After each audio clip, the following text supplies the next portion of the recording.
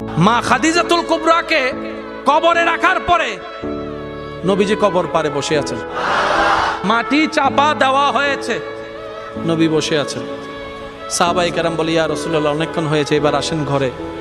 নবী বলছেন, ও আমার সাহাবা, যিনি শুয়ে আছেন উনি আমার দুঃখের দিনের বন্ধু, আমার অসহায় সময়ের মধ্যে উনি সহায় হয়ে পাশে দাঁড়িয়েছেন।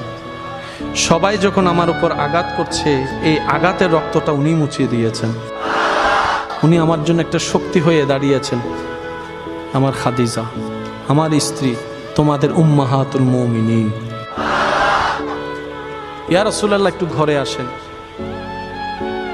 নবী বললেন, একটু পরেই ওনার কবরে ফেরেশতা আসবে প্রশ্ন করার জন্য।